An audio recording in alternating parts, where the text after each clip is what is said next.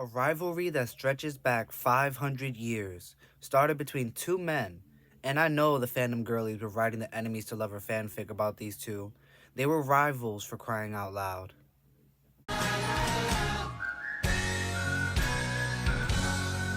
I am Jan, welcome to my chan where we discuss books, nostalgia, and the places where these things meet. This is an adult channel meant for adult viewers. Now let's get into this recap. In this book, we follow 4 generations of Cahills as they encounter the Vespers throughout history. We begin with Gideon Cahill, then on to Madeline Cahill, his daughter.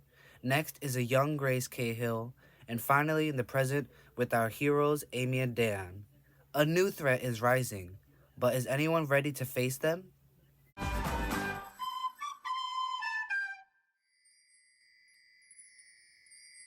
Gideon Cahill, 1507, Cahill Island, Ireland.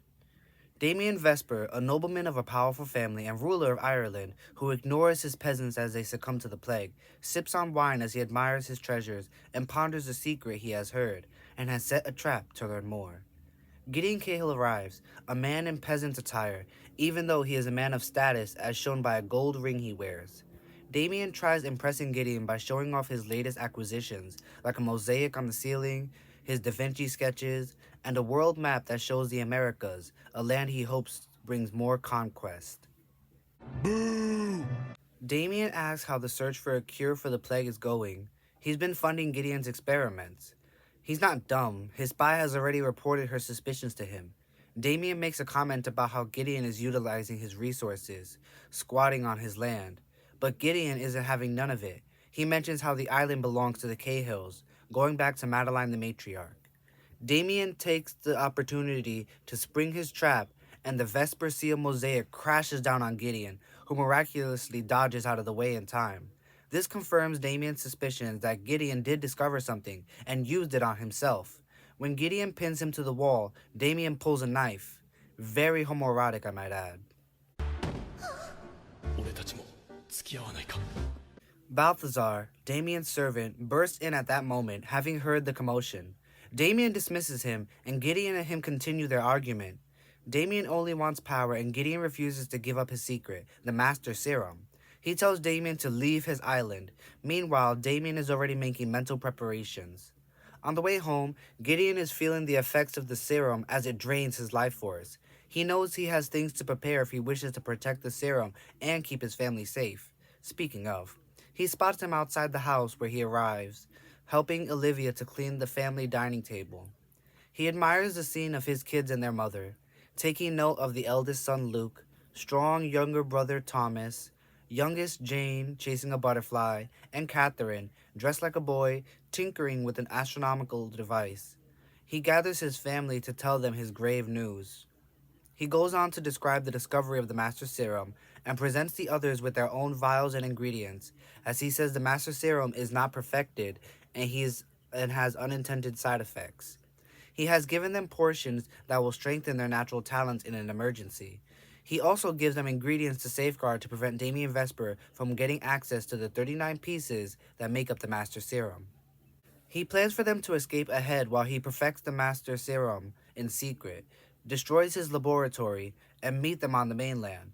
But Olivia isn't so sure, bringing up the gold ring Gideon was given by his father and its terrible secret. He is working in his lab late that night, still no closer to perfecting the serum, and has rigged timed explosives to go off in case things don't work out. He's berating himself for forgetting to give Olivia the ring when Luke startles him, somehow having gotten past the security measures in the lab. He's there to warn Gideon that the Vespers are coming. His father realizes he's taken his portion of the serum, and while he wants to be upset, he's glad because it might help them save the rest of the family. As Luke goes to leave and wake the family, he realizes his father is dying from the serum. Just then, Vesper's men break down the door and barge in, Damien behind them. Gideon threatens to kill them all, but Damien offers him the chance to join him in helping to conquer more lands and people, but Gideon says no. He prays Vesper doesn't get his hands on the ring as Damien leaves the house, ordering his men to kill Gideon. But they don't get the chance as he goes to light the fuse to the explosives and the world erupts around them. Cut to Luke and the family down by the cove when they spot the explosion. Olivia, Thomas, Catherine, and Jane run back with Luke telling them there's no use. They spot the house in flames, the dining table still outside from earlier. As the house burns, the siblings argue, Catherine and Thomas blaming Luke, but not little Jane.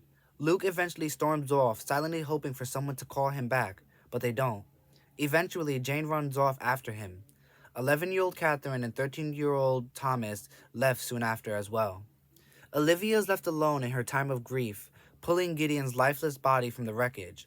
All her children gone, her family broken, their home destroyed, her husband dead, and she is pregnant with their fifth child. A smart woman, she knows the serums given to her children will enhance them in ways that will ripple throughout history. She is looking over the gold ring that Gideon still wore when Lord Vesper approaches her. He claims to feel pity. Let me pretend I care. Okay, I'm done. But Olivia knows it's only for the loss of the lab and the secrets it contained. He asks her what she knows, and she feigns ignorance. Vesper all too eager to accept a lie because of how he doubts the capability of women and children. She knows this weakness will protect her children for now. She manipulates him into allowing her to keep the ring and revokes her hospitality that allows him to be on their island. Damien agreed to leave, but threatens to watch her family. As Olivia goes to bury her husband, she makes a vow to herself and her unborn baby, who she plans to name Madeline, that their family will sit around their dining table again in peace, and that not even Damien Vesper will stand in her way.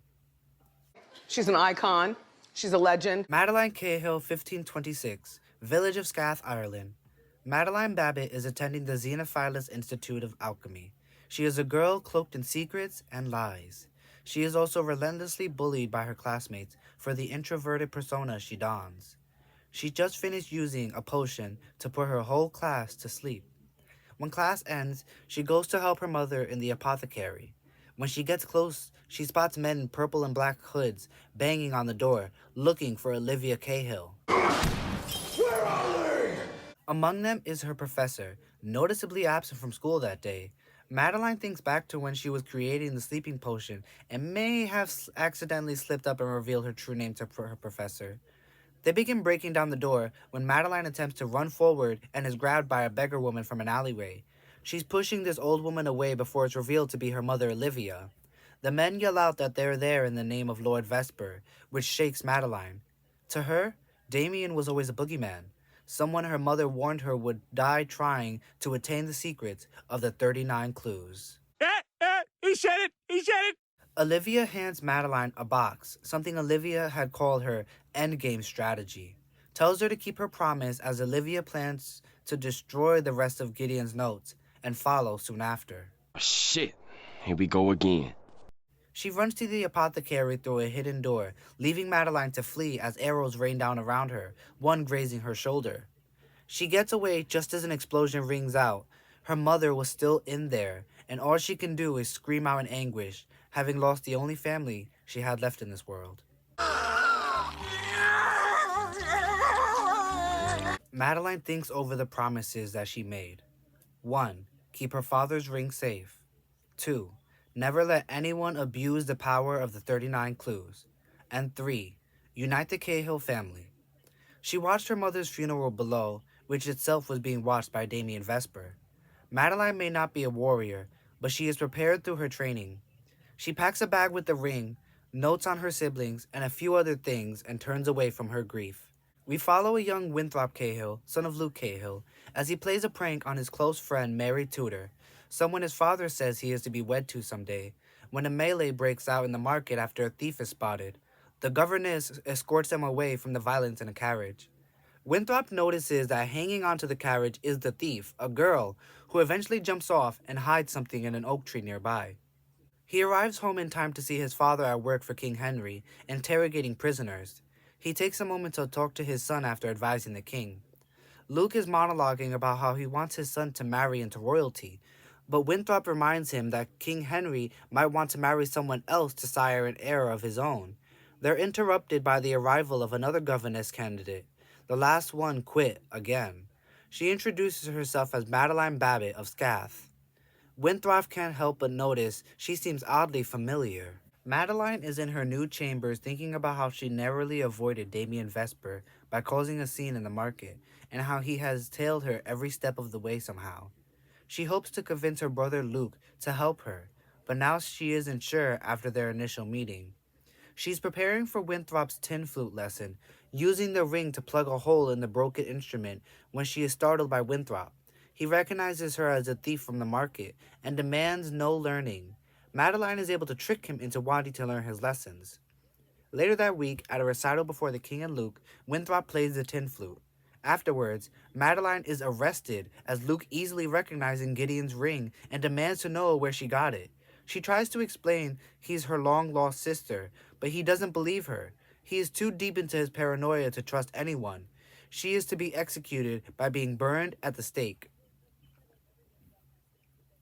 That night, she is able to lure the guard into her cell and drug him with the sleeping potion she brought. She dresses in the guard's uniform and begins skulking about the palace. She is nearly caught and jumps out a window and into the palace gardens, and then onto a farm where she finds some black clothes for a boy that she puts on. A stable hand catches her but doesn't recognize her, mistaking her for a jouster. Before she knows it, she's put on a horse and engaging in a jousting match with King Henry. Madeline uses her smarts to avoid being hit, but her horse continues past the palace gates. Luke and Winthrop are searching the tree Madeline stashed something in earlier. Luke pulls out the clothing she wore as a thief, and nothing more. Horses thunder into their carriage, sending it crashing. The horses and carriage bear the symbol of Damien Vesper. Damien has an informant in the form of one of Luke's men. Before they can tell him more about the ring, they're taken out by a dart.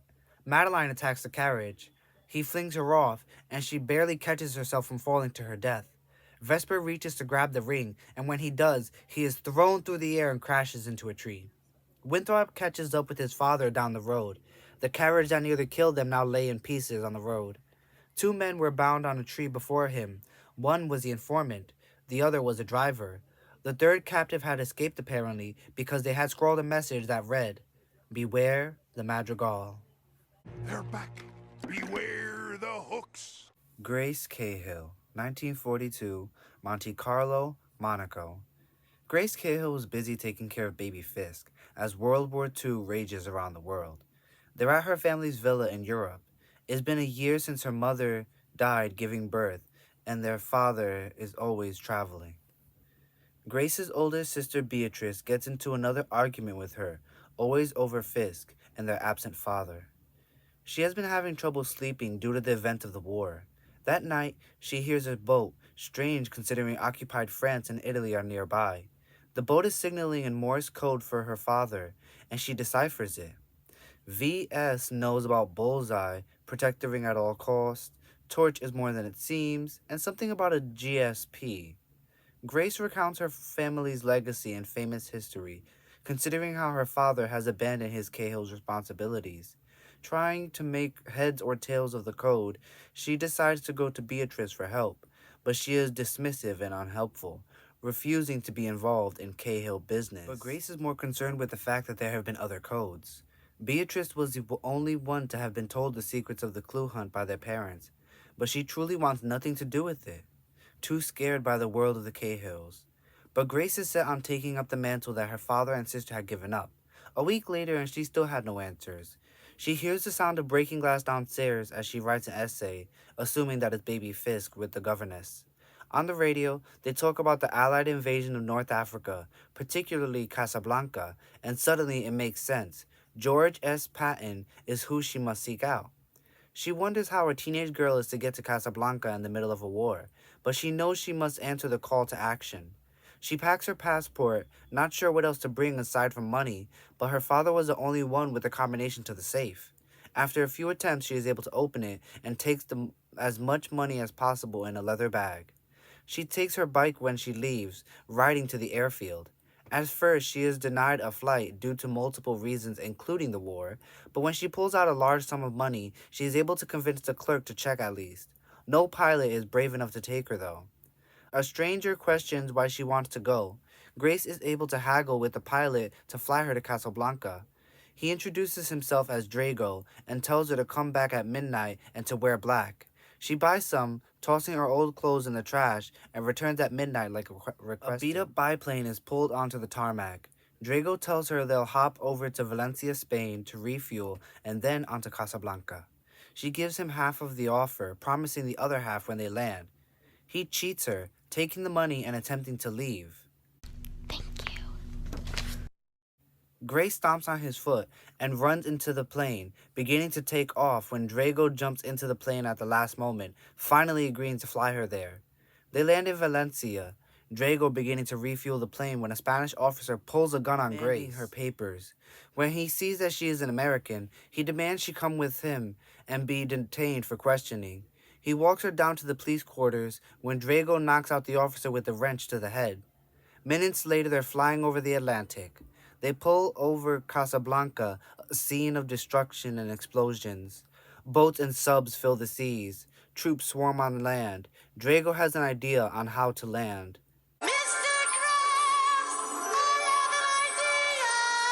The plan was to approach away from the fighting, but they run into a problem almost immediately.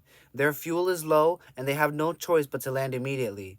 They begin descending when Grace has to take over the controls because Drago was pierced by shrapnel that is slowly killing him. Drago dies before Grace is able to land the plane amongst the chaos and carnage of the war. She's knocked out by the impact of crashing, and she wakes up in pain, bruised and battered. She has to wrap her arm in a makeshift sling. Grace makes her way through the desert expanse of Casablanca when a convoy appears in the distance. It's Americans, and Grace runs to get their attention. She says Grace Cahill has a message for General Patton, which gets the soldiers' attention. He brings her to the general as the battle dies down. After resting and recuperating and giving her arm a proper cast, she finally gets a private audience with General Patton. She tells him the Morse code message she received. She asks who the V's are, figuring they're the people the Cahills have to protect the ring from. He tells her they're the Vespers, and he promises to help get her family home to Boston.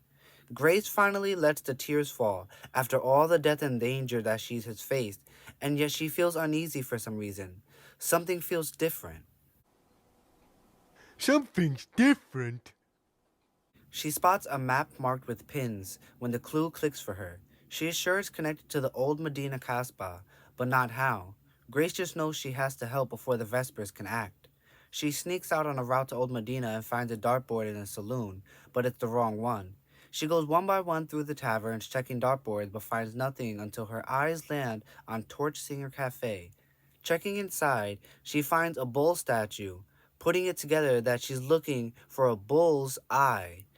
Patton finds her there, not surprised considering she is a Cahill. Patton tells her the Vespers are different from the Cahills because they're not a family. They recruit only the best and brightest agents. He's ready to throw in the towel, but Grace isn't ready to quit just yet. She sees something in his shirt pocket and realizes he's already taken the ring. General Patton was a Vesper agent. I was in pure shock. They're back at the military outpost that night as Grace sneaks around, heading to the general's room.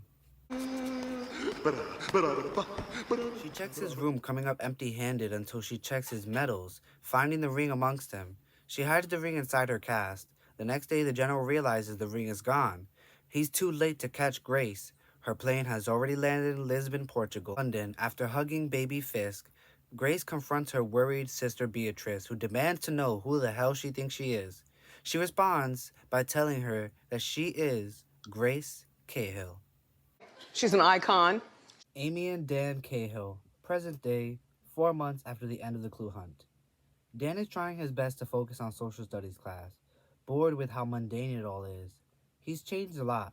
No longer the class clown, no longer close with his old friends. He's changed a lot because of what transpired during the clue hunt, the trauma him and Amy have been through. Fisk is on his way to pick up Amy and Dan from school. They've been living in the guest house on Grace's property while the mansion was being rebuilt, and since Grace left them her estate, those assets made them billionaires. Amy has been crushing on a guy named Evan Tolliver from her school. When Fisk pulls in front, a black-clad motorcyclist pulls up behind his car before approaching. Dan is trying to get Amy's attention, and both leap onto the car's hood. They scare off the biker, who drives off. Fisk tells him that the guy was just asking how long he will be pulled over. Good job, guys. Amy is gushing about how Evan noticed her after school, but also embarrassed with how she acted because of Dan. Amy hears a car downstairs and sees that Nellie pulled up in a rush. Amy hears her downstairs arguing with Fist that it's too soon. Amy and Dan head downstairs, refusing to be left out of a conversation regarding them. They demand to know what they're not ready for. They see another man there, the biker from earlier. He is introduced as Erasmus. He had needed to deliver a message to Fisk earlier. He is a fellow Madrigal. Fisk begins telling the kids about the ring Madeline had inherited and how the Madrigals have protected it for generations. He tells them about the rising threats known as the Vespers, a secret organization that recruits exceptional people. They've gotten intel lately about Vesper agents being more active lately, mobilizing, and so they must retrieve the ring. It's in a bank vault in Switzerland, while Nellie and other Madrigals act as decoys so the kids don't raise suspicions. Don't be suspicious. Don't be suspicious. They arrive in Switzerland, taking a train once they get there to Zurich. They're then driven to their hotel, but Fist starts acting weird. They ditch their initial driver and take a taxi instead. Fist pointing out how the driver had their hotel details when he never gave the car company that info. The Vespers are already ahead of them. They head straight to the bank, knowing time is of the essence. Once at the bank, they request Grace Cahill's account, and after passing several security measures, are allowed to proceed. Past a few more security checkpoints in the Swiss bank, and they're finally shown the safety deposit box. The banker takes them to a private room to review the box's contents. Isn't there anything on that isn't about boxes? The only thing inside is an envelope from Grace to Fisk. It's a cryptic letter telling him to pass it on and containing a hidden message. Once decoded, it tells them that Amy is to be the ring's next guardian. At that moment, armed gunmen break into the bank. The kids are immediately suspicious that it's the Vespers.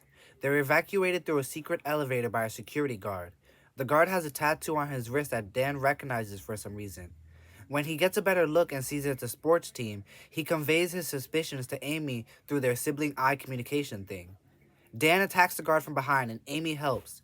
It's wild to see these kids have to be more physically violent, but I'm here for it. They're able to knock him unconscious. Fist takes the gun and he pepper sprays the guard as they leave the elevator. They get off on a random floor of offices where everyone is at ease, working normally. Fisk flashes the gun to get them into the bank's executive office to convey their displeasure at what just happened.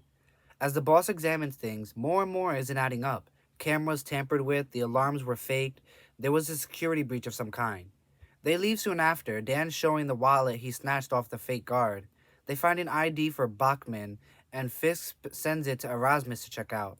He gets back to them with the name Casper Wyoming, a dangerous Vesper agent. Fisk finally figured out Grace's letter. They're headed to the Zermatt in the Alps. Her letter was pointing towards the Matterhorn, where they had a chalet. Fisk also reveals how others judged him for leaving the clue hunt, but never Grace. She allowed him to disappear, keeping him away as long as she could. The symbolic mirroring of Grace and Fisk with Amy and Dan always gets to me.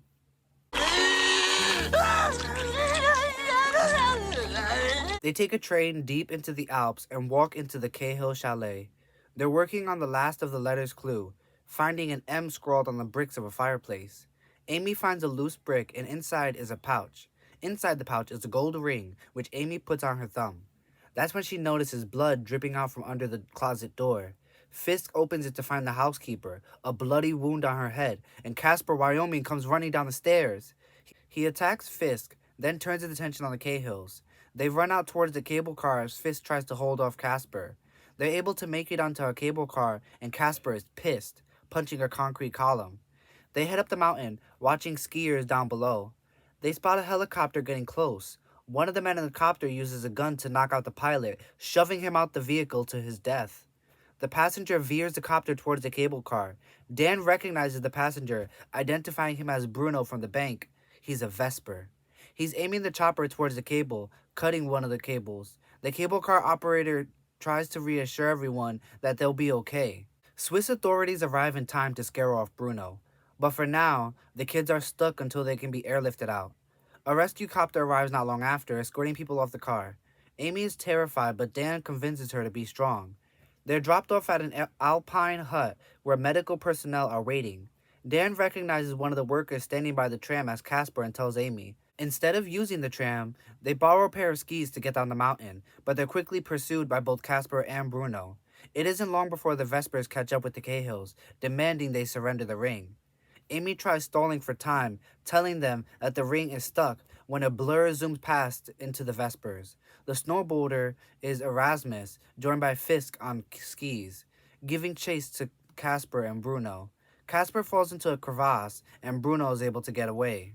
Now, after the calm and finally safe, Dan and Amy hug. The housekeeper turns out to be alright, she just has a nasty head wound. The Cahills stay in the chalet for the night. Fisk recommends they lose the ring, but Amy says no, she needs to keep it safe. She's an icon.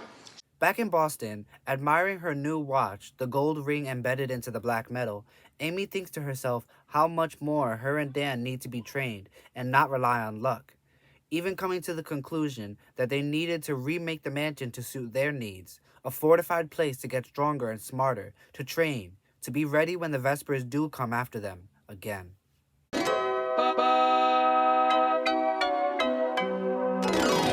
So those Vespers, they've truly upped the stakes this time around. Not even fully into the sequel series, and they've already spilled so much blood and proven how merciless they can be. Do Dan and Amy have what it takes to face them? They've kept pace with the Cahills for 500 years. What are two orphans from Boston supposed to do against such a formidable adversary? Only time will tell if the Cahills will be ready.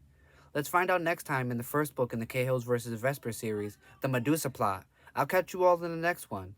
Don't forget to like, tell me your thoughts and feelings in the comments below, and subscribe to my channel. Bye! Bye!